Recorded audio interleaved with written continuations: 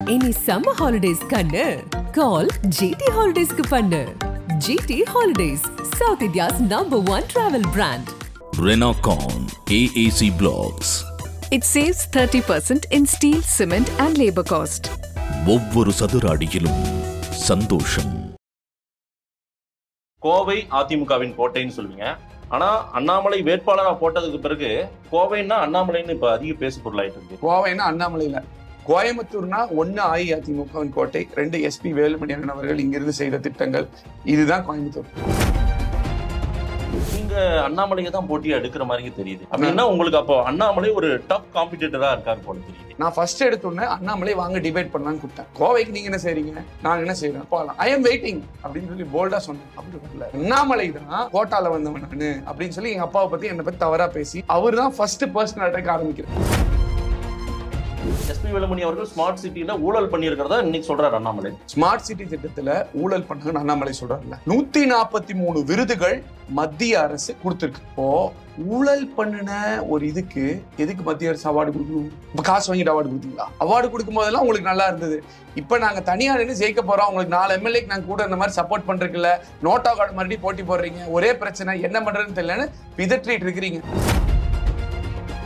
ஊழலை பத்தி பேசுறதுக்கு பாஜகவுக்கு முகாந்திரமே இல்ல, திமுகவுக்கு இல்ல, பாஜகவுக்கு மட்டும் இல்ல, 2 பேரும் சேர்ந்து எலக்டோரல் பாண்ட் ஸ்கேம்ல பாஜக ஒரு 6500 கோடி, திமுக ஒரு 650 கோடி, அண்ணன் தம்பிகள் மாதிரி அடிச்சாங்களா இல்லையா? இது வரைக்கும் அதுக்கு ஏதாவது பதில் சொல்லியிருக்காங்களா? எல்லா கம்பெனிக்காரையும் மிரட்டி ஏஜென்சி அனுப்புவேன்னு சொல்லிட்டு பிளாக்மெயில் பண்ணி காசை வாங்கி அவங்க கட்சிக்கு ஃபண்டு சேர்த்தாங்க. ஓப்பனா நான் சொல்றேன், இல்லன்னு சொல்லுங்க, மோடி சொல்லுங்க, அண்ணாமலை சொல்லுங்க.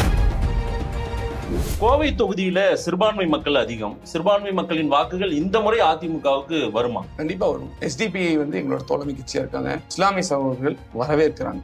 என்ன சொல்றாங்கன்னா, திமுக எங்களுக்கு அரணாக இருப்பேன், ஆதரவா இருக்குன்னு சொல்லி எங்களோட வாக்குகளை அப்பப்ப கணிசமா அங்கேயும் வாங்குறேன்னு சொல்லிட்டு எங்களுக்கு இது வரைக்கும் எதுவுமே பண்ணல. ஏன்னா அவங்கள பொறுத்த வரைக்கும் என்னன்னா, எப்படி நம்ம ஜெயிக்க மாட்டோம், 5 வருஷம் இருக்கிறோம், எதுக்கு செஞ்சுட்டு அந்த மென்டாலிட்டியில தான் இருக்கிறாங்கன்னு எனக்கு தோணுது.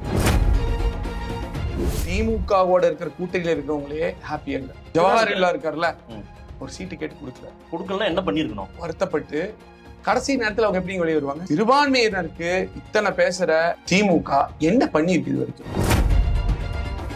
ஒரே நாள்ல 15,000 இருந்து 20,000 பேர் சூலூர்ல பார்த்தேன். ஒரே நாள்ல 12,000 இருந்து 15,000 பேர் பல்லடத்துல பார்த்தேன். 70 பாயிண்ட்லயும் நான் பேசினேன். 70 பாயிண்ட்ல கீழே இறங்கி கை கொடுத்த அவ்வளவு ஒரு வரவேற்பு, அவ்வளவு ஒரு உற்சாகம். கண்டிப்பா நம்ம தான் ரெட்டலை தான் தவிர எதுவுமே என்னால கேட்க முடியல. அதிமுக அரசியல்வாதி இது எல்லாமே எடுத்து பொதுவான ஒரு கருத்து சொல்றேன். நோக்கம் என்னன்னு நம்ம பார்க்கணும். மக்களுக்கும் நான் சொல்றேன், வாயில சொல்றத பார்க்காதீங்க, செயல்ல என்ன நடக்குதுன்னு பாருங்க. நோக்கம் மக்களுக்கு சர்வீஸ் பண்றதா, இல்ல நோக்கம் MLA MP ஆகும்? இதுதான் கேள்வி. மக்களுக்கு சர்வீஸ் பண்றதுதான் நோக்கம் அப்படின்னு இருந்துச்சுன்னா ஒரு பிரச்சனையும் கிடையாது, அவங்களை நீங்க செலக்ட் பண்ணுங்க. MLA MP ஆகுறதா உங்க நோக்கம்னா செலக்ட் பண்ணாது. என்னோட நோக்கம் மக்களுக்கு சர்வீஸ் பண்ணணும், கோயம்புத்தூர் வளரணும், கோயம்புத்தூர் ஒரு ஸ்டார்ட் அப் ஹப் ஆகணும், ஒரு IT ஹப் ஆகணும், இங்க இருக்கிற நேட்டிவ் தொழில்கள் அழிஞ்சு போக கூடாது. இவ்வளோ பிரச்சனைகள் இருக்கு, மக்கள் இவ்வளவு பாதிப்பு இருக்காங்க. நீங்க சும்மா ரோட் ஷோ நடத்தினாரு, அண்ணாமலை சோசியல் மீடியால பேசினாரு, சும்மா போய் அப்படி செல்ஃபி எடுத்தாரு, இதெல்லாம் எங்களுக்கு பசிக்கு சோறு கொடுங்க. ஆதன் தமிழர்களுக்கு வணக்கம். பரபரப்பான நாடாளுமன்ற தேர்தல் இறுதிக்கட்ட பிரச்சாரம் தமிழகம் முழுவதும் பல தொகுதிகளில் நடைபெற்றுக் கொண்டிருக்கிறது. கோவை தொகுதியில் அதிமுகவினுடைய பாராளுமன்ற வேட்பாளர் திரு சிங்கை ஜி ராமச்சந்திரன் அவர்கள் தொடர்ச்சியாக இன்று காலையிலிருந்தே பிரச்சாரம் மேற்கொண்டிருக்கிறார். அவரிடம் கேட்போம். வணக்கம் திரு சிங்கை ராமச்சந்திரன். வணக்கம், எப்படி இருக்கீங்க? ரொம்ப நல்லா இருக்கு. எப்படி போயிட்டு இருக்குது பிரச்சாரம்? ஒரு 20 நாட்களுக்கு மேலாக மக்களை சந்தித்திருக்கீங்க, பல ஊருக்கு போயிருக்கீங்க. எனக்கு தெரிஞ்சு இந்த விடுபட்ட இடங்கள் கூட இருக்காதுன்னு நினைக்கிறேன். இப்ப மறுபடியும் இன்னொரு முறை ஒரு ரவுண்ட் போற மாதிரி இருக்கும். எனக்கு 20 நாள் ஆன மாதிரி இல்ல, 5 நாள் 4 நாள் ஆன மாதிரி தான் இருக்கு. டைம் அவ்வளவு ஃபாஸ்டா போகுது. காலையில ஆகுறதுன்னு தெரியல, சாயங்காலம் ஆகுறதுன்னு தெரியல. ஏன்னா மக்களாவே தான் இருக்கும். பாயிண்டா போட்டு எல்லாரையும் பார்த்துட்டு இருக்கோம். சூப்பரா இருக்கு, ஃபென்டாஸ்டிக்கா இருக்கு. ரைட். சிங்கை ராமச்சந்திரன் ஒரு அரசியல் குடும்பத்தை சார்ந்தவர், அப்படிதானே? ஆமா. ஒரு நீண்ட பாரம்பரியம், அண்ணாமலை சொல்ற மாதிரி ஒரு பாரம்பரிய குடும்பத்துல கோட்டாவுல சீட் வாங்கினாரு. பாரம்பரியம் சொன்னாரு உங்க அப்பாவுக்கு அப்புறம் நீங்க, அப்படிதான் சொல்ல வர்றாரு. என்ன சொல்லாங்க, அதுக்கான பதில் நான் ஆல்ரெடி கொடுத்துட்டேன், உங்களுக்கே தெரியும். ஏன்னா தந்தை நான் 11 வயசு இருக்க பிறந்தாரு. இப்ப நான் BE சேர்ந்தது எப்பவோ, சம்பந்தமே இல்லாத அதுக்கும் யாரோ தவறுகள் கொடுத்துருக்காங்க, அதை பேஸ் பண்ணி சொல்லிட்டாரு. ஒரு பதட்டத்துல தோல்வி பயத்துல சொல்லிட்டாரு. மன்னிப்பு கேட்க சொன்னா கேட்க மாட்டேன்ட்டாரு. சரி, நான் புறந்தள்ளி போயிட்டேன், நமக்கு மக்கள் பணி செய்யறதுக்கு நிறைய வேலை இருக்கு, இது ஒரு பெரிய விஷயமா எடுத்து பேச வேண்டிய அவசியம். ரைட். கோவை பாராளுமன்ற தொகுதியை பற்றி திரு சிங்கை ராமச்சந்திரனுக்கு என்ன தெரியும்?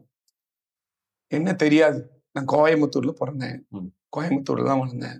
6 சட்டமன்ற தொகுதிகள், சூலூர், பல்லடம், கோவை வடக்கு, கோவை தெற்கு, சிங்காநல்லூர், கவுண்டமலையம், இந்த 6 தொகுதிகளையும் சார்ந்தத கோவை பாராளுமன்ற தொகுதி. கோவை பாராளுமன்ற தொகுதிக்குள்ள பாத்தீங்கன்னா ஒரு எஜுகேஷனல் ஹப், நிறைய காலேஜஸ் நிறைய இருக்கு. ஸோ வெளியூர்ல இருந்து நிறைய மாணவர்கள் இங்க வந்து படிக்கிறாங்க. கோவையில் எஸ்பெஷலி ஆயிரக்கணக்கான மாணவர்கள் வந்து படிக்கிறாங்க.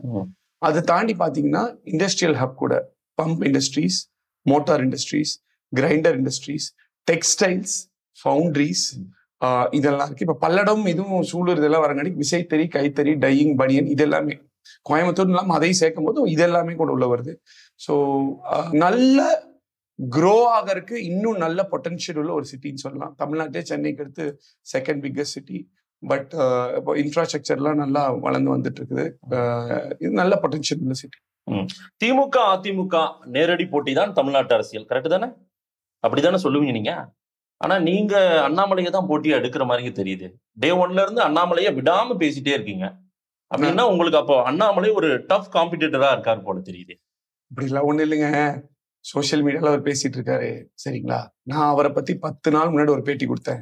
அதுக்கப்புறம் நேத்து தான் ஒரு பேட்டி கொடுத்தேன். இந்த 10 நாளா அவர் சொன்ன பொய்கள், தவறான தகவலுக்கு ஒரு மிஸ்கைட் பண்ணுவாரு, எல்லாரையும் மிஸ்கைட் பண்றாருன்னா அதுக்கு ஒரு பதில் கொடுக்கணும்னு கொடுத்தேன், அவ்வளவுதான். களத்துல வந்து பாத்தீங்கன்னா நான் சொல்றேன், இப்ப சூலூர் எடுத்துக்கோங்க, 70 பாயிண்ட் போனேன். காலையில 6 மணிக்கு ஆரம்பிச்சு நைட்டு 10 மணி வரைக்கும் 20 நிமிஷம் தான் வந்து லஞ்ச் பிரேக். மிச்சம் இருக்கிற டைம்ல 70 பாயிண்ட் நாங்க வந்து போனோம் ஒரே நாள். ஒரு 15,000 இருந்து 20,000 பேரை சந்திச்சிருப்போம். இந்த பாயிண்ட் எல்லாம் இருக்கான்னு கூட பாஜக தெரியுமான்னு எனக்கு தெரியல, சரிங்களா?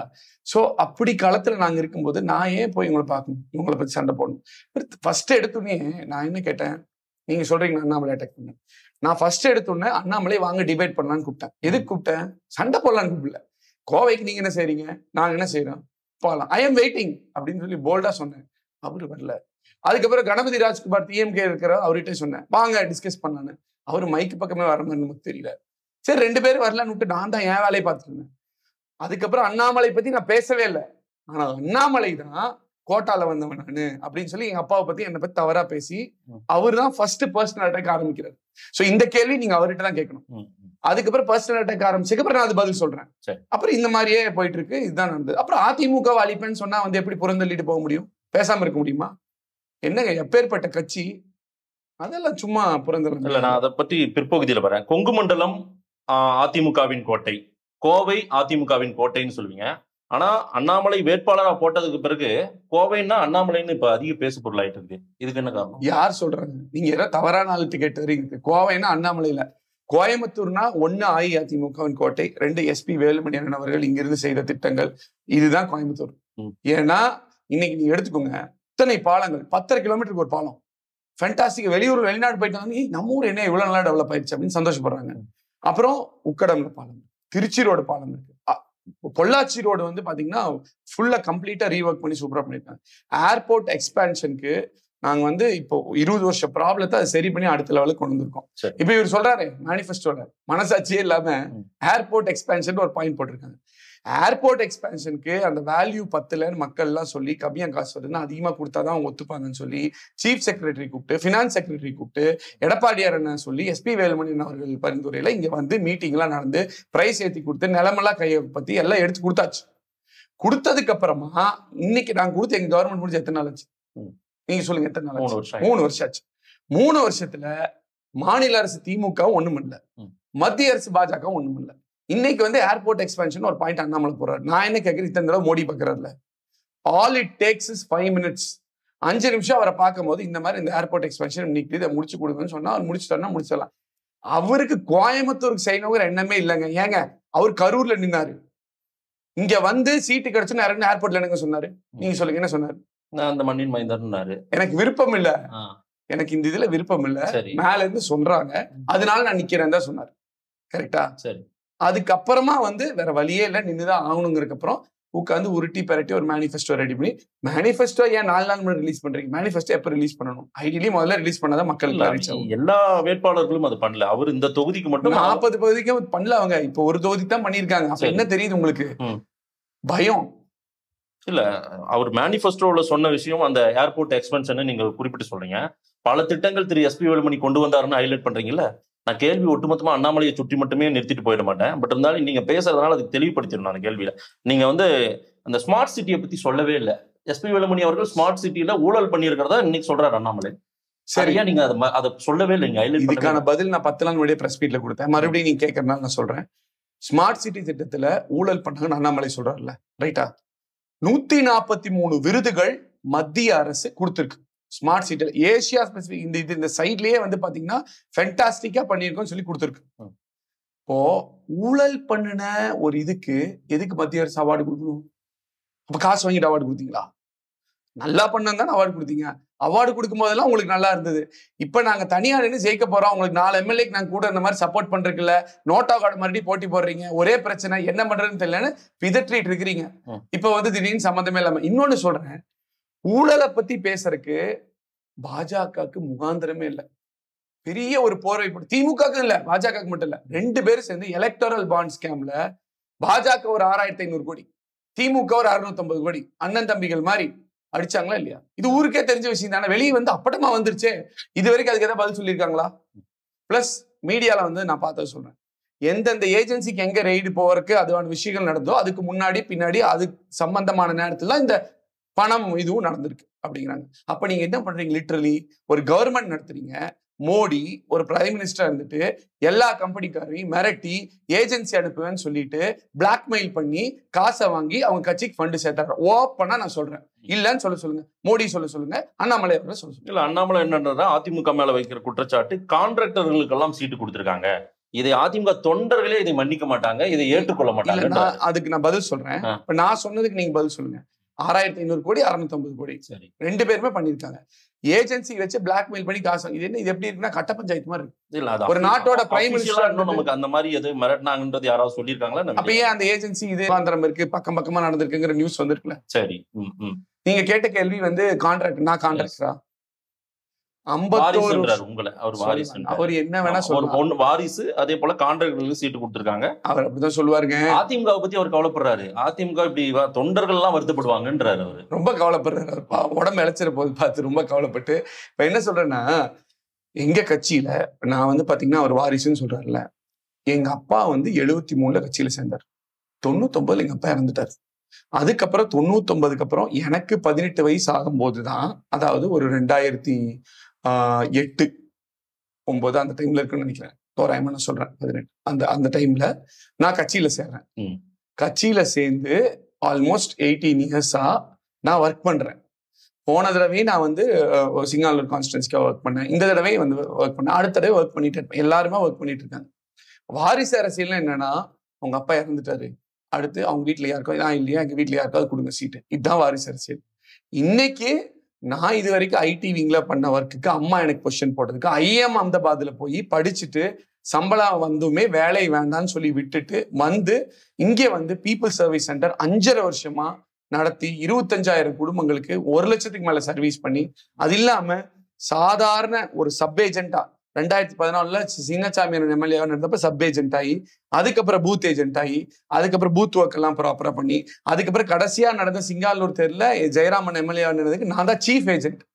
ஸோ இந்த மாதிரி இளைஞர் பாசறையில வார்டில் ஒரு வட்ட செயலாளராகி இப்படி படிப்படியா 18 வருஷம் உழைப்புக்கு அப்புறம் எனக்கு இன்னைக்கு கிடைச்சிருக்கு. இப்போ இது வந்து ஒண்ணு. இப்ப அடுத்து 2வது, அவங்க யார போட்டிருக்கிறாங்க வேட்பாளரா? அவங்கதான். நான் ஒரு தொண்டை இப்படி வந்து இப்ப வந்திருக்கேன்.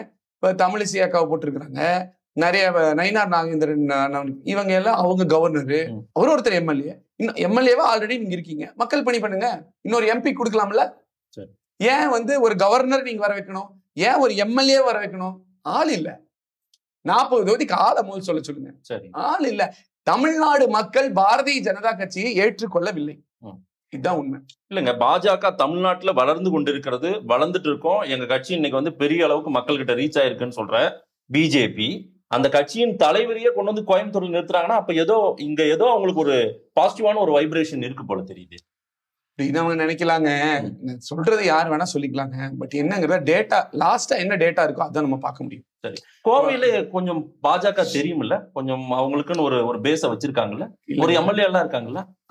எம்எல்ஏ இருக்காங்க. ஆமா, எம்எல்ஏ எப்படி வந்தாங்க? அதிமுக கூட்டணி சேர்ந்தங்காட்டிக்கு நாங்க கூட சேர்ந்து ஒர்க் பண்ணங்காட்டிக்கு எம்எல்ஏ. அது அவர் ஒத்துக்கலையா? அவர் என்னன்றாரு, 26 எம்எல்ஏக்கள் அதிமுக ஜெயிச்சதுக்கு நாங்க காரணம்ன்றாரு. நான் ஓப்பன் சேலஞ்ச் பண்றேங்க. 70,000 பூத் இருக்கு தமிழ்நாட்டுல. 70,000 பூத்துக்கும் பூத் ஏஜென்ட் மேல காமிக்க சொல்லுங்க.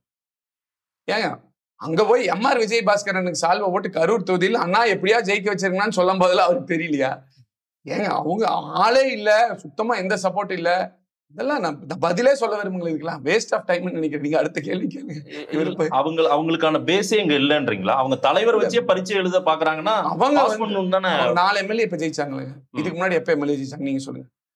எத்தனை வருஷம்? 2001ங்களா? 2001ல எத்தனையோ வருஷம் முன்னாடி தானே ஜெயிச்சாங்க. அவ்வளவு ஆண்டுகள் ஏன் அவங்களால ஜெயிக்க முடியல? அவங்களுக்கு பேஸ் இல்ல, அதனாலதான். சோ அவங்க நம்ம கூட கூட்டணியில இருந்தங்காட்டி ஜெயிச்சாங்க. இங்க பிஜேபியை பொறுத்தவரையில் நீங்க பெரிய போட்டியா கருதுறீங்க. திமுகவை நேரடி போட்டி எப்பவுமே அதிமுக வைக்கிற இடத்துல இங்க கணபதி ராஜ்குமாரை பற்றி பெருசா பேசு பொருளே இல்ல, நீங்களுமே பேசுறது இல்ல. அவர் ஒரு பொருட்டா நீங்க நினைக்கலையோ? நான் பேசுறேங்க. இப்ப நீங்க ஒரு வார்ல இருக்கும், ஒரு வார்ல இருக்கும்போது எதிரி என்ன ஆயுதத்தை பயன்படுத்துறோம்னா அதை தான் நம்ம பயன்படுத்தணும். நல்லா புரிஞ்சுக்கணும். இப்ப அண்ணாமலை களத்திலேயே இல்ல, வெறும் சோசியல் மீடியால பேசிட்டு இருக்காரு. நான் அவருக்கு சோசியல் மீடியால அட்டாக் பண்ணிட்டு இருக்கேன். 2 பேர் ஃபைட் பண்ணிட்டு இருக்கோம், அவ்வளவுதான். சோசியல் மீடியால இருக்கிற கட்சி அது. அதனால நானும் சோசியல் மீடியால அதை அட்டாக் பண்ணணும். திமுக களத்துல களமாடிட்டு இருக்காங்க. களத்துல நாங்க திமுக அட்டன் பண்ணிட்டு இருக்கோம். நான் போய் 15,000 பேர் பாக்குறேன், அவங்க போய் சில பேர் பாக்குறோம். அங்க போட்டி நடந்துட்டு இருக்கு கடுமையா. இதெல்லாம் உங்களுக்கு வெளியே தெரியறது இல்ல. அதனால திமுக நாங்க தான் சண்டை போட்டுருக்கோம். திமுக வேட்பாளர் செந்தில் பாலாஜியின் சாய்ஸ் அப்படின்னு சில தகவல்கள் சொல்றாங்க. அப்படி எல்லாம் இருந்தா அதெல்லாம் உங்களுக்கு ஒரு பெரிய சிக்கலா இருக்காது? என்ன சிக்கலா இருக்கும்? அதாவது அதை சொல்றக்கே வெக்கப்படணும் முதல்ல எல்லாரும். ஏன்னா அவரும் ஜெயில இருக்காரு. ஜெயில இருந்துட்டு ஒருத்தர் வேட்பாளர். அவர் 10 ரூபா ஒரு பாட்டிலுக்கு வாங்கி தமிழ்நாடு மக்கள் எல்லாரும் காரி துப்பாத குறை தான் நான் சொல்லணும்னா. அப்படி ஒரு சூழ்நிலையில ஒவ்வொருத்தருகிட்டே ஒரு பாட்டிலுக்கு 10 ரூபா வாங்கி இப்படிப்பட்ட ஊழல் பண்ணிட்டு இருந்தாரு. கடைசியில அவர் தூக்கி ஜெயில போட்டாங்க. எத்தனை மக்கள் சந்தோஷப்பட்டாங்க. திமுக பூரா ஆளுங்க எல்லாருமே ஒரு மாதிரி டவுன் ஆனாங்க. என்னடா இது இப்படி கட்சி பேரே கெட்டு போச்சு அப்படின்னு. அவர் உள்ளுக்காண்டு ஒரு வேட்பாளர் போடுறான்னு நீங்க சொல்றீங்க. அப்ப போட்டிருந்தா அது மிகப்பெரிய செய்திகள் வருதுன்னு அப்படி வர செய்தி நானும் பார்த்தா அது மிகப்பெரிய தப்பு தான். ஏன்னா உள்ள இருந்து அப்ப நிறைய கேள்விகள் எழுதுல. ஒரு ஜெயில இருக்கிறவர் எப்படி போன்ல பேச முடியும்? அவருக்கு என்ன ஆக்சஸ் இருக்கு? எப்படி அவர் பேசுறாரு? என்ன ஏது இதெல்லாம் இருக்கு? அப்படியே அவர் சொன்னாலும் இவர் ஏன் போடுறாங்க? அப்ப இவரை போடணும்னா ஏன் இங்க அண்ணாமலை நிற்கும் போது அவர் ஏன் போடணும்? இந்த மாதிரி நிறைய யோசிக்க வேண்டியிருக்கு, சிந்திக்க வேண்டியிருக்கு. சரி, கோவை தொகுதியில சிறுபான்மை மக்கள் அதிகம். சிறுபான்மை மக்களின் வாக்குகள் இந்த முறை அதிமுகவுக்கு வருமா? கண்டிப்பா வரும். SDP எங்களோட தோழமை கட்சியா இருக்காங்க. என்ன எத்தனையோ ஜமாத்துக்கு இப்ப வரைக்கும் கூட்டு போனாங்க. நாங்க வெளியே நின்று பார்த்தோம். இஸ்லாமிய சகோதரர்கள் வரவேற்கிறாங்க. என்ன சொல்றாங்கன்னா, திமுக எங்களுக்கு அரணாக இருப்பேன், ஆதரவா இருக்குன்னு சொல்லி எங்களோட வாக்குகளை அப்பப்ப கணிசமா அங்க இங்கேயும் வாங்குறேன்னு சொல்லிட்டு எங்களுக்கு இது வரைக்கும் எதுவுமே பண்ணல. ஆனா புரட்சி தலைவி அம்மாவும் சரி, அதுக்கப்புறம் எடப்பாடியாரும் சரி, இப்போ நோம்பு கஞ்சிக்கு 4,500 டன் புரட்சி தலைவி அம்மா பண்ண அதை ஒரு 5,125 டன்னா ஏதோ எடப்பாடியார் இன்க்ரீஸ் பண்ணி கொடுத்தாரு. ஹஜ் பயணம் செல்பவர்களுக்கு பாத்தீங்கன்னா இங்க போய் சென்னையில போயிட்டு வந்து அங்க ஒரு தங்கும் விடுதி வேணும்னு சொல்லிட்டு அது நம்ம தான் ஃபர்ஸ்ட் அலோகேட் பண்ணி பண்ணோம். இந்த மாதிரி அவங்களுக்கு தேவையான விஷயங்களை நம்ம தான் பண்ணி கொடுத்துருக்கோம். திமுக எப்பவும் போல இந்த கல்வி கடன் ரத்து இப்படிலாம் சொல்லி வந்தாங்க, இப்ப வரைக்கும் பண்ணல பாத்தீங்களா? இந்த மாதிரி ஏதோ ஒன்று சொல்லி வந்துருவாங்க, அதுக்கப்புறம் ஒன்றும் பண்ண மாட்டாங்க. ஏன்னா அவங்கள பொறுத்த வரைக்கும் என்னன்னா, நான் புரிஞ்சுக்கிட்ட வரைக்கும் சொல்றேனே, எப்படி நம்ம ஜெயிக்க மாட்டோம், 5 வருஷம் இருக்கிறோம், எதுக்கு செஞ்சுட்டு அந்த மென்டாலிட்டியில தான் இருக்கிறாங்கன்னு எனக்கு தோணுது. இல்லைன்னா இவ்வளோ சொல்லி எதுவுமே செய்யல. 520 வாக்குறுதிகள் கொடுத்தாங்க, எதுவுமே செய்யல. பாஜக கூட்டணியிலிருந்து வெளியே வந்த அதிமுக இன்னமும் அந்த சாயல், அந்த வாடை உங்க மேல இருந்துட்டே இருக்குது. மக்கள் முழுமையா இன்னும் நம்பாதது மாதிரி தெரிகிறது. இது சும்மா யாரோ மீடியால சில பேர் சொல்லிட்டு இருக்காங்க, அவ்வளவு. மக்கள் எங்களை நம்பாங்க எங்க இருக்காங்க. கடுமையா எதிர்த்துட்டு இருக்கிறோம் நாங்க. எங்க பொதுச் செயலாளர் எதிர்க்கிறாரு, எல்லா அமைச்சர் பெருமக்கள் எதிர்க்கிறாங்க, SP வேலுமணியன் எதிர்க்கிறாரு, கேண்டிடேட்டா நான் எதிர்க்கிறீங்க. ஆமா, போர்ஸ் இருக்கா? திரு ஸ்டாலின் அவர்கள் பேசுற மோடி ஆபத்தானவர், இந்தியாவுக்கு பிஜேபி ஆபத்து அப்படின்னு எந்த இடத்துலயாவது நீங்க சொல்லுவீங்க? எனக்கு தெரியும், உங்க தலைவர்கள் எல்லாருமே சொல்லுவாங்க. என்னங்க சொல்றீங்க? உங்க தலைவர்களும் சொன்னாங்கன்னா ஏங்க ஸ்டாலின் பண்றது டிராமா. என்ன சொல்றாரு? மோடி ஆபத்தானவர் தானே இப்ப சொல்றாருல ஸ்டாலின். சரி, நம்ம டேட்டா எடுத்து பார்க்கலாம். கேலோ இந்தியாங்கிற ஃபங்க்ஷனை கண்டிப்பா தமிழ்நாட்டுல நடத்தியே ஆகணும்னு ஏதாவது இருக்கா? அது ஸ்போர்ட்ஸ் மினிஸ்டர் ஒரு நான் முடிச்சுக்கிறேன். தேசிய அளவிலான போட்டியில ஒரு மாநிலத்துக்கு தமிழ்நாட்டுக்கு கொண்டு வராரு. அவர் ஒரு ஃபர்ஸ்ட் டைம் உங்களை மாதிரி ஒரு டெபியூ பொலிட்டிஷியன். நீங்க ஆபத்தானவரை தமிழ்நாட்டுக்கு கூட்டு வருவீங்க, கூப்பிட்டு வந்து கையை குளிப்பீங்க, 2 பேர் கட்டி பிடிச்சிப்பீங்க, அப்புறம் அனுப்பிச்சு விட்டுருவீங்க. அதுக்கப்புறம் ஆபத்தானவருவீங்க. அப்புறம் கருப்பு கொடை காமிப்பீங்க, கோ பேக் மோடின்னு டிராமா பண்ணிட்டு இருப்பீங்க. அப்புறம் ஆளுங்கட்சிக்கு வந்ததுக்கு அப்புறம் வெல்கம் மோடின்னு சொல்லிட்டு வெள்ளை கொடை காமிப்பீங்க. அதுக்கப்புறம் செஸ் ஃபங்க்ஷனு நடத்துறீங்க. அதுக்கப்புறம் இது கேலோ இந்தியா செஸ் ஃபங்க்ஷனோட விடுங்க. கேலோ இந்தியா இது வந்து ஹிந்தி தெரியாது போடான்னு உதயநிதி ஸ்டாலின் சொல்றாரு. டிஷர்ட் போடுறாரு, போட்டோ எடுத்து போடுறாரு. அப்புறம் என்ன பண்றாரு? கேலோங்கிறது என்ன தமிழ் வார்த்தையா? இல்ல, ஹிந்தி வார்த்தை. அப்ப அந்த ஃபங்க்ஷன் என்ன நடத்துறீங்க? அது எலெக்ஷனுக்கு சில மாதங்கள் முன்னாடி ஒரு அவங்களுக்கு நீங்க கூட்டு வந்து ஏன் ஒரு மைலேஜ் கிரியேட் பண்றீங்க? கோ பேக் மோடின்னு சொல்லிட்டு இருந்த நீங்க இந்த பக்கம் பாரதிய ஜனதா கொடியும் கூடவே திமுகவோட தொண்டர்ல கொடி பிடிக்க வச்சு திமுக கொடி பிடிச்சி ஏன் வெல்கம் பண்றீங்க? இல்லங்க, அரசு விழாது. நீங்க களத்துல பாருங்க, மக்கள் திமுகவை இன்னமும் முழுசா எந்த விஷயத்துல நம்புறாங்கன்னா பிஜேபியை கடுமையா எதிர்க்கிறாங்க, தினந்தோறும் விமர்சிக்கிறாங்க, சித்தாந்த ரீதியா ஒருத்தருக்கு வந்தா ரத்தம், ஒருத்தருக்கு வந்தா தக்காளி சட்னி. நீங்க அந்த நாங்க ஆட்சியில் இருந்தப்ப இங்க வந்து ஏதாவது ஓபன் பண்றதுக்காக அவர் வந்தாருன்னா அது ஓபன் பண்றதுக்கு வந்துட்டு போனா அப்போ மட்டும் வேற மாதிரி மிகைப்படுத்தி பேசுனீங்க. இப்ப இது வந்து கேலோ இந்தியா நடத்தலன்னா ஏன் நடத்தலன்னு யாரும் கேட்கவே முடியாது. ரூல் எல்லாம் கிடையாதுங்க. கம்பல்சரியா கேலோ இந்தியா தமிழ்நாட்டில் நடத்தணுங்க ரூலே கிடையாது. இருக்கா ரூல்? அவுட் ஆஃப் இன்ட்ரெஸ்ட் சரி நம்ம பண்ணலாம் தான் பண்றாங்க. சரி, நீங்க தான் ஹிந்தி தெரியாது போடாங்கிறீங்களா? வேற பேர்ல வச்சு நடத்துங்க. ஏன் கேலோ இந்தியா நடத்துறீங்க? சரி, அது ஹிந்தி தெரியாது போடான்னு சொல்லிட்டு ஹிந்தி படங்களை இங்க டிஸ்ட்ரிபியூட் பண்றது யாரு? ரெட் மூவிஸ் பண்ணலையா? உங்களுக்கு அப்ப இங்க இருக்கிற ஆட்கள் ஹிந்தி படிக்க கூடாது, வேலை வாய்ப்புக்காக எதுவும் படிக்க கூடாது, நீங்க வந்து பணம் பண்றதுக்கு மட்டும் ஹிந்தி பயன்படுத்திக்கலாம். இல்ல, நீங்க சொல்றது டீப் ரூட்ல மக்கள் கிட்ட போய் சேர்ந்திருக்கா? இதெல்லாம் நீங்க சொல்றது சேர்ந்திருக்கு. நீங்க சொல்றீங்க, ஆனா கடைசியில என்னவோ திமுக பக்கமே அந்த சிறுபான்மை மக்களா இருக்கட்டும், அதே போல ஜனநாயக சக்திகளா இருக்கட்டும், அந்த பக்கம் இருக்கிற மாதிரி தெரியுது. உங்களோட அலைன்ஸ் கூட நிக்கல. எஸ்டிபிஐ நீங்க பெருமையா சொல்றீங்க. எஸ்டிபிஐ தவிர்த்து அங்கீகாரம் பெற்று பிரதிநிதித்துவம் பெற்ற எந்த கட்சிகளுமே உங்களோட வரல. நீங்க தான் அப்படி நினைக்கிறீங்க. திமுகவோட இருக்கிற கூட்டணியில இருக்கவங்களே ஹாப்பியா இல்ல. ஜவஹர்லால் இருக்காருல்ல, ஒரு சீட்டு கேட்டு கொடுக்கல. என்ன பண்ணிருக்கணும்? வருத்தப்பட்டு கடைசி நேரத்துல அவங்க எப்படி வெளியே வருவாங்க? வரலாங்களே, நீங்க அவரை கேளுங்க. எனக்கு தெரியாது, எனக்கு அவர்கிட்ட பழக்கம் இல்ல. நான் அவரோட பேட்டியை பார்த்தேன், அவரோட பத்திரிகை செய்தியை பார்த்தேன். அவர் வந்து ரொம்ப மனம் வந்து இது பண்ணியிருந்தாரு. ரைட்டுங்களா? சீட்டு கொடுக்கலன்னு நாங்க எஸ்டிபிஐ கொடுத்துருக்கோமே. சிறுபான்மையினருக்கு இத்தனை பேசுற திமுக என்ன பண்ணிருக்கு இது வரைக்கும்? ஒண்ணும் பண்ணல. சிறுபான்மை மக்களின் பாதுகாவலர்னு சொல்லிக்கிறாங்க. சும்மா சொல்லிக்கலாங்க. சும்மா சொல்லி என்னங்க பிரயோஜனம்?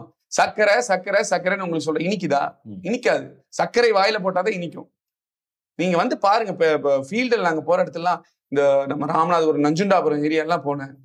ஃபேண்டாஸ்டிக்கா ஒரு 200-300 சிறுபான்மைய பெண்கள் அவங்க நின்று வரவேற்று சால்வை கொடுத்து, நீங்க அடுத்து அதிமுக தான் வரணும், நாங்க ஏமாந்துட்டோம், இவங்கனால எந்த பயனும் இல்லைன்னா அவங்களோட ஆதங்கத்தை அப்படி வெளிப்படுத்துறாங்க. மொத்தம் 4 முனை போட்டி. 4 முனையில மும்முனை போட்டி ரொம்ப வீரியமா இருக்கு கோவையில அப்படின்ற ஒரு தகவல்களும் வருது. நாம் தமிழர் கட்சியும் சேர்த்து சொல்றேன். அதுல 3 முனை போட்டி ரொம்ப வீரியமா இருக்குது. என்னை பொறுத்த வரைக்கும் களத்துல 2 முனை போட்டி தான், திமுக அதிமுக. ஏன் நான் கேட்கிறேன்னா, களத்துல வந்து பாஜகவும் களத்துல இருக்காங்க நீங்க சொல்லலாம். ஒரு பல்லடத்துக்கிட்ட ஒரு மண்டபத்தை வாடகைக்கு எடுத்து வச்சு ஒரு 400 பேர் தங்க வச்சுட்டு, ஃபர்ஸ்ட் பாயிண்ட்டுக்கு 200 பேர் வர வச்சுட்டு, செகண்ட் பாயிண்ட்டுக்கு 200 பேர் போக வச்சுட்டு, ஃபர்ஸ்ட் பாயிண்ட்ல இருந்து செகண்ட் பாயிண்ட் வந்து அவர் பேசுறதுக்குள்ள ஃபர்ஸ்ட் பாயிண்டால வண்டியிலே தேர்ட் பாயிண்ட் இறக்கி, இப்படி எல்லாம் களத்துல நாங்க இருக்கோம்னு காமிச்சா அது களத்துல இருக்கிறத கணக்கு கிடையாது. இல்லைங்க, கேடஸ் அதே போல கட்சியில அபிமானிகள் திரு சிங்க ராமச்சந்திரன் தமிழ்நாடு பூரா நிறைய பேர் நீங்க ஐடி விங்ல இருந்ததுனால உங்களுக்கு வேலை செய்ய எல்லாரும் வந்திருப்பாங்க. நீங்களுமே அந்த மாதிரி மண்டபமா அறையை எடுத்து கொடுத்துருப்பீங்க, தங்கி வேலை செய்யறாங்க. நான் சொன்னது அது இல்ல, நீங்க தவறா புரிஞ்சுட்டீங்க. அப்படி வரலாம், எனக்காக அப்படி வந்து வேலை செய்யறவங்க செய்யலாம், செஞ்சுட்டு இருக்காங்க, யாரு வேணா செய்யலாம், அது தப்பு நான் சொல்ல. இப்ப சூலூருக்கு நீங்க போறீங்கன்னா சூலூர்ல இருக்கிற லோக்கல் மக்கள் தானே உங்களை வந்து வரவேற்கணும்.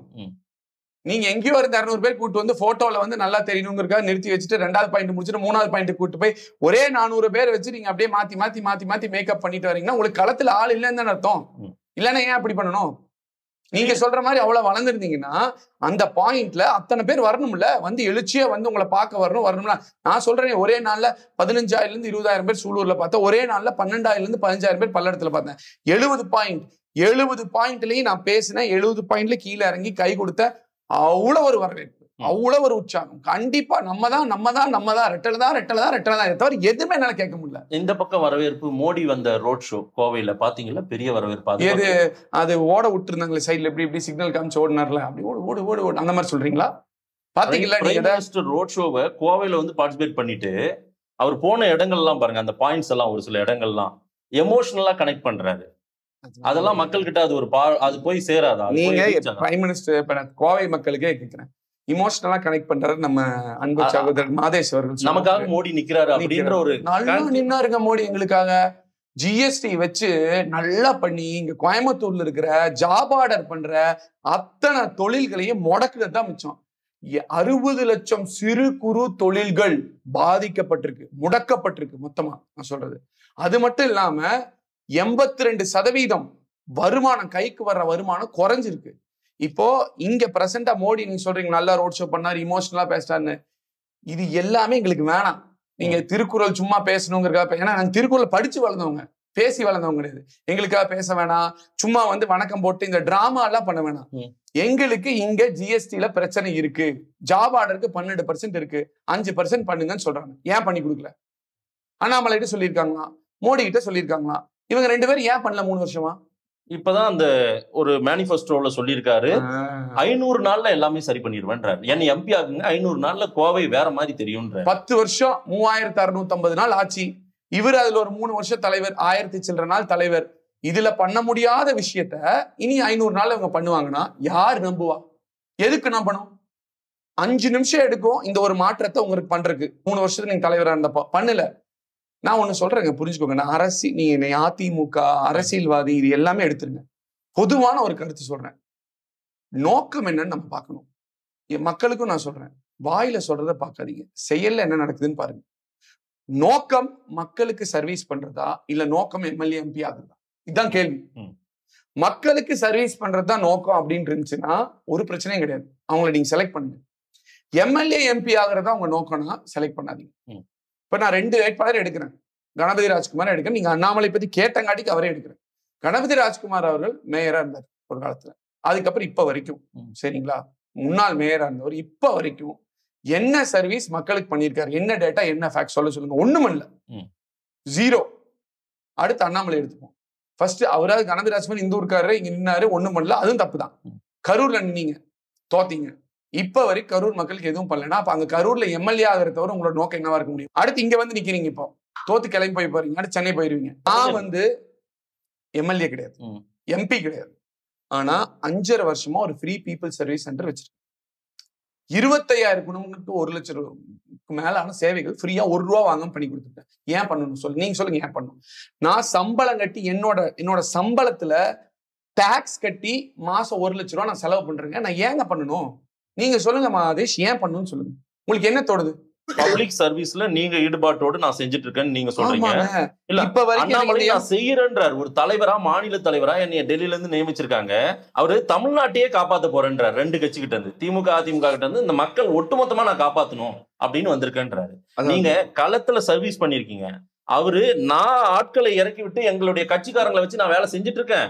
இப்ப எங்கிட்ட நீங்க அதிகாரத்தை கொடுங்க, இப்ப 24 அதிகாரத்தை கொடுங்க, 24 ஒட்டுமொத்தமா கொடுங்கன்ற மாதிரி ஒரு பேசுறாரு எல்லா இடங்கள்லயும். அதாங்க, இத பொய். அதான் நான் சொல்றேன், பொய் சொல்றாங்க அப்படின்னு. சும்மா வாக்கு அங்க கரூருக்கு எதுவும் பண்ணல, இங்கே இப்ப வந்து கோயம்புத்தூருக்கு எதுவும் பண்ணல. இது வரைக்கும் எத்தனையோ மனு கொடுத்து இவங்க மோடிட்டு போகும்போது எதுவும் பண்ணல. எதுவுமே இத்தனை வருஷமா பண்ணாம இனிமேல் பண்ணுவேன்னு சொல்றவங்களை நீங்க நம்புவீங்களா? இல்ல எம்எல்ஏ இல்ல எம்பி இல்ல, இந்த தடவை எனக்கு எம்பி கிடைக்கலனாலும் சாகர வரைக்கும் கண்டிப்பா இந்த மாதிரி அலுவலகம் ரன் பண்ணிட்டே இருப்பேன். இன்னும் என் சர்வீஸ் இன்க்ரீஸ் பண்ணுவேன். ஏன்னா எனக்கு மக்களுக்கு சர்வீஸ் பண்ணும். எதை நீங்க நம்புவீங்க? பசின்னு உங்ககிட்ட ஒருத்தர் கேட்கிறாரு, நீங்க பிளேட்ல சாப்பாடு வச்சு சாப்பிட்டே இருக்கீங்க, அப்ப வந்து கொடுக்காம தர்றேன்னு பிளேட்டை கழுவி வச்சுட்டு அடுத்து மறுபடியும் நான் வரும்போது சாப்பாடு வந்து உங்களுக்கு பசிக்கும் போது சாப்பாடு தர்றேன்னு சொல்றவர் நம்புவீங்களா? இல்ல நீங்க பசின்னு கேட்டோன்னா சோறு போட்டவர் நம்புவீங்களா? 2க்கும் வித்தியாசம் இருக்குங்க. என்னோட நோக்கம் மக்களுக்கு சர்வீஸ் பண்ணும். கோயம்புத்தூர் வளரணும். கோயம்புத்தூருக்கு ஒரு நல்ல பொட்டன்ஷியல் இருக்கு.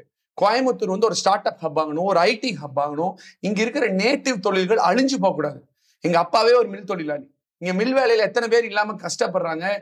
விசைத்தறி 50% ப்ரொடக்ஷன் குறைஞ்சிருக்கு. கைத்தறி எவ்வளவு பிரச்சனை, ஏன்னா நூல் வேலையெல்லாம் ஃபுல்லா மத்திய அரசு டிசைட் பண்ணி அதனால பாதிக்கப்பட்டிருக்காங்க. இவ்வளோ பிரச்சனைகள் இருக்கு, மக்கள் இவ்வளவு பாதிப்பு இருக்காங்க. நீங்க சும்மா ரோட் ஷோ நடத்தினாரு, அண்ணாமலை சோசியல் மீடியால பேசினாரு, சும்மா போய் அப்படி செல்ஃபி எடுத்தாரு. இதெல்லாம் எங்களுக்கு பசிக்கு சோறு கொடுங்க, வேலை கொடுங்க, இதெல்லாம் பண்ணல. இதேதான் ஸ்டாலினும். அவர் ஒன்றும் லேசுப்பட்ட ஆள் கிடையாது. டிஆர்பி ராஜா இன்னைக்கு வர்றாரு, இத்தனை சுத்துறாரு, ஸ்டார் ஹோட்டல் ரூம் எடுத்து தங்கிட்டு இருக்காரு. பண்ணுவார். அவங்க அப்பா மது ஆலையில வச்சிருக்காரு, காசு இருக்கு, அவங்க பண்ணுவாங்க. இல்ல அதுக்கு ரோட்ல நின்றுட்டு உட்காந்துட்டு பிரச்சாரம் பண்ணுவாங்க. சொல்றேங்க, அவ்வளவு காஸ்ட்லியே தங்கி வந்து இத்தனை நாள் இங்க பண்றாரு, அவ்வளவு எஃபர்ட் எடுத்து எங்க மேல அக்கறை இருக்கிற மாதிரி இத்தனை நாள் போய் மனு கொடுத்து பீகார் சார்ஜஸ் இபி பில்ல குறைங்க, இல்லைன்னா இங்க எல்லாம் தொழில் அழிஞ்சிட்டு இருக்குன்னு சொன்னப்போ சத்துட்டு போங்கிற மாதிரி அவர் பாட்டு சென்னையில் உட்காந்து இருந்தாரு இல்லைங்க. ஏதாவது பண்ணாருங்களா? ஸ்டாலின் செவிசாச்சாரா, உதயநிதி ஸ்டாலின் செவிசாச்சாரா, இல்ல டிஆர்பி ராஜா தான் ஏதாவது பண்ணாரா? இங்க இருக்க அசோசியேஷன்ல கதறாங்க. இதுக்கெல்லாம் யாருங்க பதில் சொல்றது? நான் எலெக்ஷனுக்காக பேசலங்க. இது வந்து கோயம்புத்தூர் மண். இந்த கோயம்புத்தூர் மண் இதுக்கு முன்னாடி எடப்பாடியார் அவர்கள், எஸ்பி வேலுமணி அவ்வளவு வளர்ச்சி கொடுத்தாங்க. இண்டஸ்ட்ரியலிஸ்ட் எப்ப பாக்கணும்னாலும் எஸ்பி வேலுமணி உடனே கூட்டு போய் எடப்பாடியாரை பார்க்க வச்சு அவங்க குறைகளை உடனே தீர்த்தாங்க. 3 வருஷமா ஆக்சசபிளே இல்லை இவங்க அவ்வளோக்கா. அப்படி போய் மனு கொடுத்தாலும் இப்படி பண்ணா அப்ப உங்களுக்கு என்னையா வேணும்? ஜெயிக்கணும், அவ்வளவுதான். எம்எல்ஏ ஜெயிச்சிட்டோம், அடுத்து இங்க எம்பி ஜெயிக்கணும். மக்கள் எப்படி போனா என்ன, தொழில் எப்படி போனான்னு, யார் எக்கேடு கெட்டு போனா என்ன?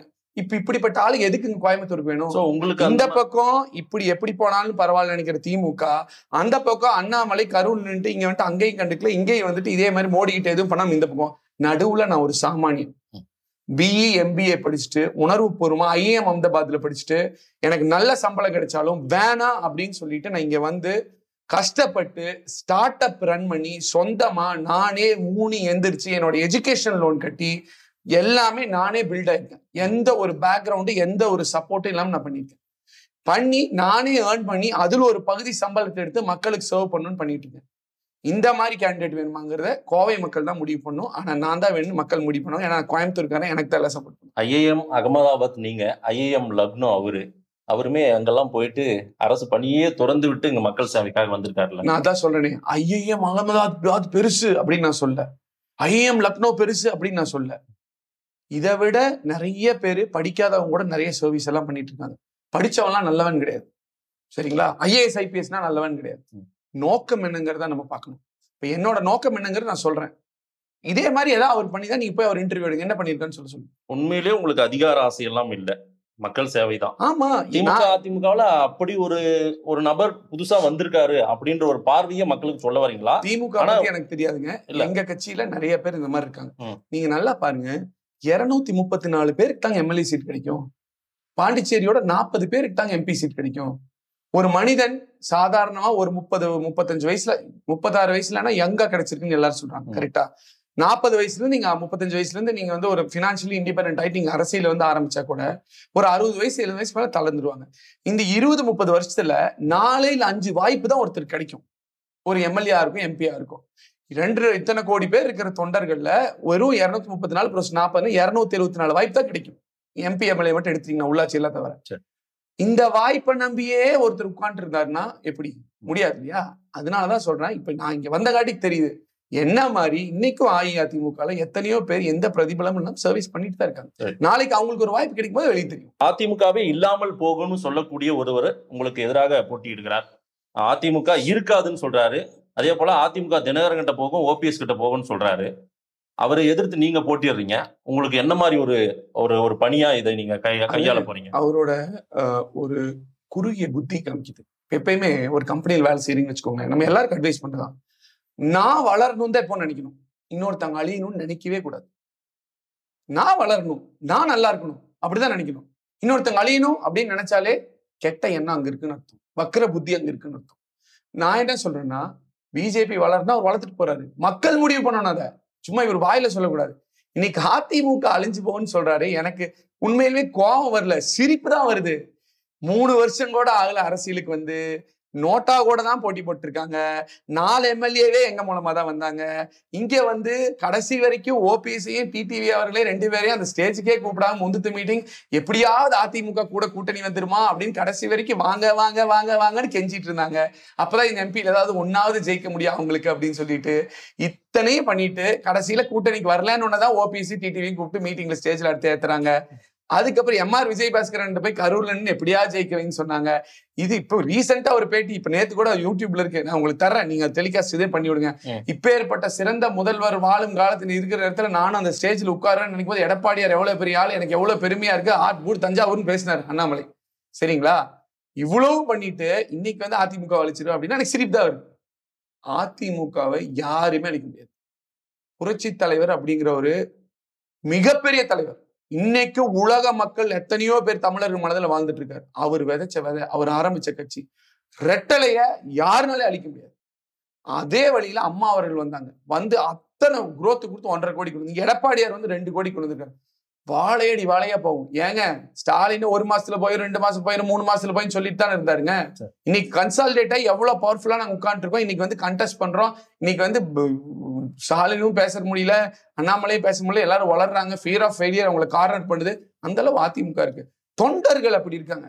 அதனால நாவடக்கம் தேவையான. அதுதான் நான் கேட்டதை இன்னொரு தெளிவா கேட்கிறேன். அதாவது அவரை எதிர்த்து நீங்க போட்டிடுறீங்க, அப்ப என்ன மாதிரி உங்களுடைய பணிகள் இருக்கும், என்ன மாதிரி இந்த போட்டியா கருதுறீங்க நீங்க அண்ணாமலையா? நான் அதெல்லாம் எதுவும் கருதுலங்க. போட்டியெல்லாம் அழிப்புன்னு சொல்றாரு. அப்போ நீங்க என்ன மாதிரி போட்டியா அதை கருதி வேலை செய்ய? அது ஆல்ரெடி வந்து நான் நேத்து கூட சொல்லிட்டு இருந்தேன். ஆல்ரெடி வந்து பாத்தீங்கன்னா கட்சி தொண்டர்கள் எல்லாம் வந்து அதிமுக யார் அறிவிச்சாலும் ஜெயிக்க வைக்கணும்னு ஒர்க் பண்ணிட்டு இருந்தாங்க.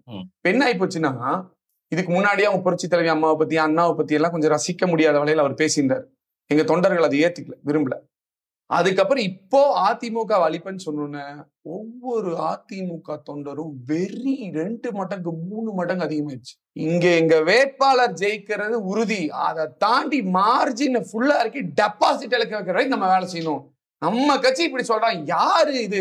அட்ரஸே இல்லாத ஒரு 3 வருஷத்துக்குள்ள வந்துட்டு இன்னைக்கு இவ்வளவு வந்து புரட்சி தலைவர் இப்ப வந்து எடப்பாடியார் அவங்களும் இத்தனை திட்டங்கள். அதிமுக அழிப்புன்னு சொன்னா நான் சொல்றேங்க, லேப்டாப் கொடுத்துருக்கோம், சைக்கிள் கொடுத்துருக்கோம், தாலிக்கு தங்கம் கொடுத்துருக்கோம், திருமண உதவித்தொகை கொடுத்துருக்கோம், ஓஏபி பென்ஷன் கொடுத்துருக்கோம், விரைவுகள் பென்ஷன் கொடுத்துருக்கோம், ஸ்கூட்டி கொடுத்துருக்கோம், அம்மா உணவும், அம்மா உப்பு, அம்மா சிமெண்ட், அம்மா தண்ணி, எத்தனை தாய் சேய் நலத்திட்டம், சமூக வளைகாப்பு, எத்தனை திட்டங்கள் பெண்களுக்கு, மாணவர்களுக்கு, வீட்டுக்கு மிக்சி, கிரைண்டர், மின்விசிறி, இதெல்லாம் இத்தனை கிடைச்சது. தொட்டில் குழந்தை திட்டம் மதர் தெரசாவே வந்து பாராட்டிட்டு போனாங்க. என்ன good governance, states of states அந்த சர்வே எல்லாம் வராதுல எவ்வளவு டாப்ல வந்திருக்கு. இப்ப இவங்க, நான் என்ன சொல்றேன்னா, முடிஞ்சா போய் அண்ணாமலைங்க யூபியில பிஜேபி அழிச்சு. ஏன்னு நான் சொல்றேன், பிஜேபியில மத்தியில அவங்கதான் ஆட்சி இருந்தாங்க, யூபியில மாநிலத்துல அவங்க தான் ஆட்சி இருந்தாங்க. ஒரு வளர்ச்சி அவங்களால கொடுக்க முடியல. யூபில இருந்து இன்னைக்கு இங்க வேலை பார்த்துட்டு இருக்கான். அதிமுக தான் இங்க வந்து இத்தனை ஆண்டுகள் ஆட்சி பண்ணி இவ்வளவு ஒரு வளர்ச்சி கொடுத்துருக்கு.